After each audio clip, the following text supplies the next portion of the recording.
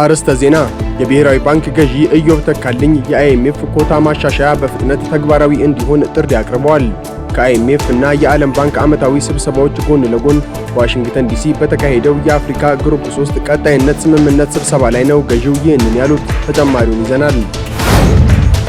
በተያዘው 2018 በጀት ዓመት የመጀመሪያ 3 ወራት 113542 ቶን ቡና ወደ ውጪ በመላክ 762.75 ሚሊዮን የአሜሪካን ዶላር ገቢ መገኘቱን የኢትዮጵያ ቡናና ሻይ ባለስልጣን አስታውቋል። ዝርዝሩን እንነግራችኋለን። በዞኖች ላይ ያለው የፖለቲካ ምህዳር ጠባብ መሆኑን የደቡብ ኢትዮጵያ ክልል የፖለቲካ ፓርቲዎች የጋራ ምክር ቤት ሰብሳቢ ጎበዜ አበራ ተናገሩ። በክልል ደረጃ በዲሞክራሲያዊ ምህዳሩ ላይ ከሞላ ጎደል ተግባብቶ የመስራት ሁኔታ ያለ ሲሆን ወደ ታችኛው መዋቅር አካባቢ ግን በከፊል ምህዳሩ ጠባብ ነው ብለዋል። ተሰሙታላችሁ። የኬንያ ፖሊስ የቀድሞ ጠቅላይ ሚኒስትር ራይላ ኦዲንጋን አስክሬን ለማየት በተሰበሰበው ሕዝብ ላይ በተተኮሰ ጥይት ናይሮቢ ውስጥ ቢያንስ 2 ሰዎች ሕይወታቸው ማለፉ ተነግሯል። ራይላ ኦዲንጋ በ80 ዓመት ዕድሜያቸው ሕይወታቸው ማለፉ ይታወሳል። እንነግራችኋለን።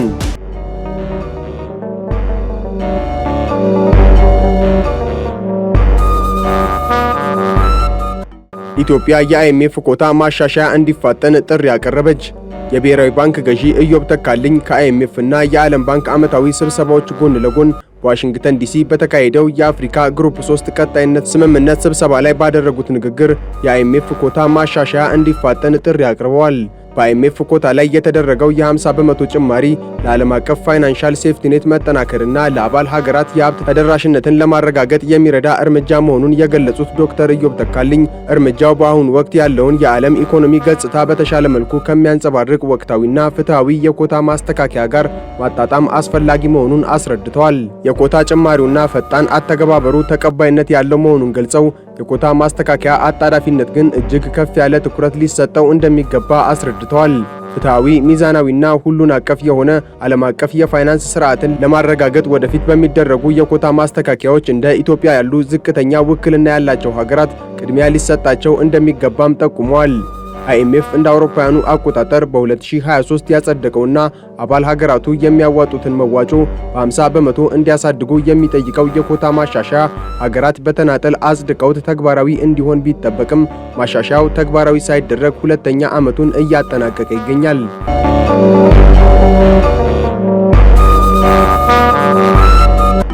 ኢትዮ ቴሌኮም ዘኔክሰስ የተሰኙ ስልኮችን፣ ታብሌቶችንና ላፕቶፖችን ይፋ አደረገ።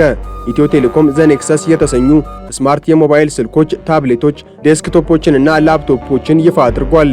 የቴሌኮም አገልግሎት አቅራቢው ደንበኞች 85.9 ሚሊዮን እንደደረሱ የገለጹት ዋና ስራ አስፈጻሚዋ ፍሬሕይወት ታምሩ ነገር ግን ከነዚህ ውስጥ ኢንተርኔት የሚጠቀሙት 47 ሚሊዮን ብቻ እንደሆኑ ጠቅሰዋል። ለዚህም ስማርት ስልኮች ያላቸው የዋጋ ውድነትና ውስን የዲጂታል ዕውቀትና ክህሎት መኖር የሚጠቀስ መሆኑን አብራርተዋል። ይፋ የተደረጉት ስማርት ስልኮች ዘኔክሰስ 127 ላይት፣ ዘኔክሰስ 131 ላይት እና ዘኔክሰስ 2028 ላይት ሞዴሎች ሲሆኑ ዩቲዩብ፣ ቲክቶክ፣ ፌስቡክ፣ ጌሞች፣ አጫጭር ፊልሞችና ዜናዎች የመሳሰሉ መተግበሪያዎች በክላውድ በማቅረብ ተጠቃሚዎች በቀላሉ የስማርት ስልክ ተሞክሮ እንዲያገኙ ያስችላሉ ተብሏል።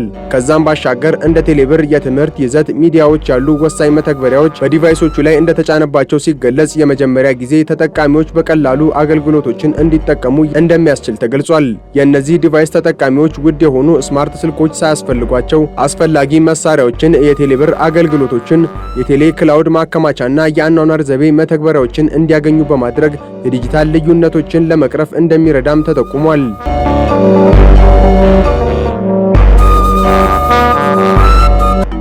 ባለፉት 3 ወራት ብቻ ከቡና ወጪ ንግድ 762 ሚሊዮን ዶላር ገቢ ተገኘ።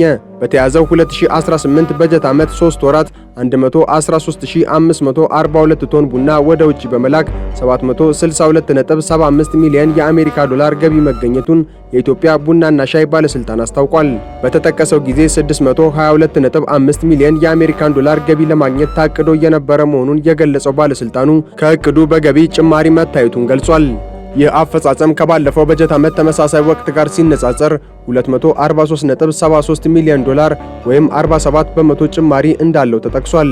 በበጀት ዓመቱ 3 ወራት የተላከው ቡና በመዳረሻ ሀገራት ሲታይ ወደ ጀርመን 20793.14 ቶን ቡና በመላክ 138.18 ሚሊዮን ዶላር መገኘቱ ተነግሯል። ወደ ሳውዲ አረቢያ ከተላከ 16088.45 ቶን ቡና ደግሞ 102.18 ሚሊዮን ዶላር መገኘቱን ባለስልጣኑ አስታውቋል። ከነዚህም በተጨማሪ ቻይና፣ አሜሪካ፣ ደቡብ ኮሪያ፣ ዩናይትድ አረብ ኤምሬትስ፣ ጃፓን፣ ጣሊያን እና ሩሲያ የኢትዮጵያ ቡና መዳረሻዎች እንደሆኑ ተገልጿል።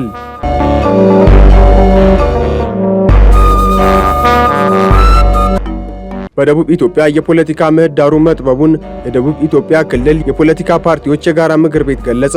በዞኖች ላይ ያለው የፖለቲካ ምህዳር ጠባብ መሆኑን የደቡብ ኢትዮጵያ ክልል የፖለቲካ ፓርቲዎች የጋራ ምክር ቤት ሰብሳቢ ጎበዜ አበራ ተናግረዋል።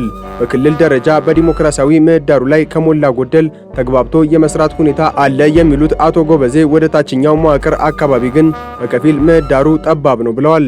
ሰብሳቢው አክለውም በጋሞ ዞን የጋሞ ዲሞክራሲያዊ ፓርቲ ጋዴፓ አመራርና አባላት ታስረው ይገኛሉ ያሉ ሲሆን በጉዳዩ ላይ ለመነጋገር የዞኑ ከፍተኛ አመራሮች በስልክ ለማግኘትም ሆነ በአካል አርባ ምንጭ ድረስ ሄደን ለማነጋገር ብንሞክርም አግኝተን ለማነጋገርም ሆነ የሆነውን ለማወቅ እንኳን አልተቻለም በማለት ይህም አንደኛ ማሳያው ነው ብለዋል። የአርባ ምንጭ ከተማ ፖሊስ በበኩሉ የፓርቲ አባላቱ የተያዙት በፓርቲ አባልነታቸው ሳይሆን በወንጀል በመጠርጠራቸው ነው ሲል ትናንት ለዶቼ ቬሌ አስታውቋል። ተጠርጣሪዎቹ በከተማው ነዋሪዎች መካከል ግጭት ለመቀስቀስ እንቅስቃሴ በማድረጋቸው ሕግን በተከተለ መንገድ ተይዘው ምርመራ እየተጣራባቸው እንደሚገኝ የጠቀሱት የከተማው ፖሊስ ዋና አዛዥ ኮማንደር ከበባው አዳል በአባላቱ ላይ ድብደባ ተፈጽሟል የሚባለው ፈጽሞ ሐሰት እንደሆነና የትኛውም አካል መጎብኘት እንደሚችል ተናግረዋል ሲል ዶቼ ቬሌ ዘግቧል።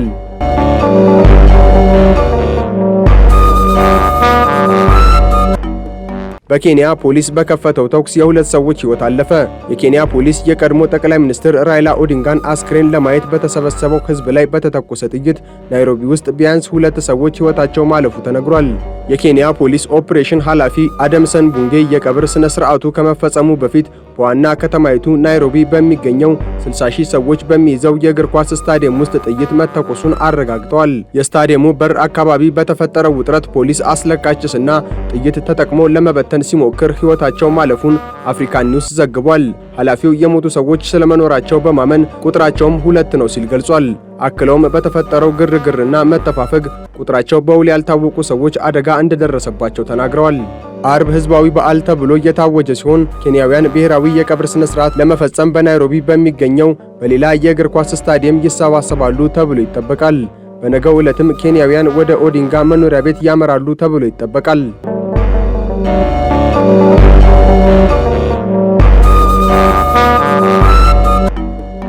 ትራምፕና ፑቲን ሊገናኙ ነው። የአሜሪካው ፕሬዝዳንት ዶናልድ ትራምፕ ዳግም ከፑቲን ጋር ሊገናኙ እንደሆነ አስታውቀዋል።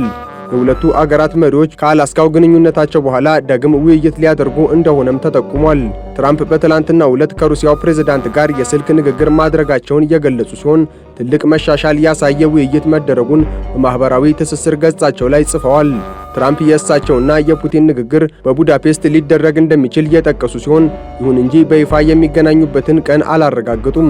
የሁለቱን መሪዎች ንግግር በተመለከተ ሩሲያ እጅግ ግልጽ የስልክ ቆይታ ተደርጓል ያለች ሲሆን በቀጣይ ሁለቱ መሪዎች በአካል እንዲገናኙ ስራዎች እንደሚሰሩም አረጋግጣለች።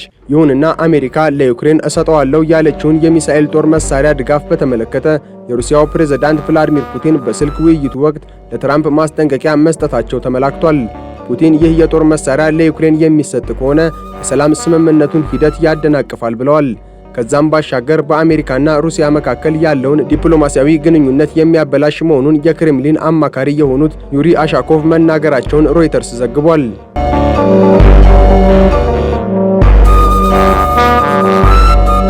ጆን ቦልተን በወንጀል ተከሰሱ። የዶናልድ ትራምፕ ብሔራዊ የደህንነት አማካሪ ሆነው ያገለገሉት ጆን ቦልተን የወንጀል ክስ ቀርቦባቸዋል። በግሪንቤልት ሜሪላንድ በሚገኘው ፍርድ ቤት በቀረበ ባለ 26 ገጽ ክስ መሰረት ቦልተን 8 የብሔራዊ መከላከያ መረጃዎችን በማስተላለፍና 10 የብሔራዊ መከላከያ መረጃዎችን በህገወጥ መንገድ ማቆየት ወንጀል ተከሰዋል። አቃቤ ሕግ የግል ኢሜይላቸውንና ሌሎች የመልእክት መላላኪያ መተግበሪያዎችን በመጠቀም የአሜሪካ ብሔራዊ መከላከያ ዋና ሚስጥራዊ መረጃን በህገወጥ መንገድ በማስተላለፍ ከሰዋቸዋል። ቦልተን ጥፋተኛ ሆነው ከተገኙ ለእያንዳንዱ ክስ እስከ 10 ዓመት እስራት ሊጠብቃቸው ይችላል። የአሜሪካ ጠቅላይ አቃቤ ሕግ ፓም ቦንዲ ክሱን ይፋ ባደረጉበት መግለጫ ማንም ከህግ በላይ አይደለም ብለዋል።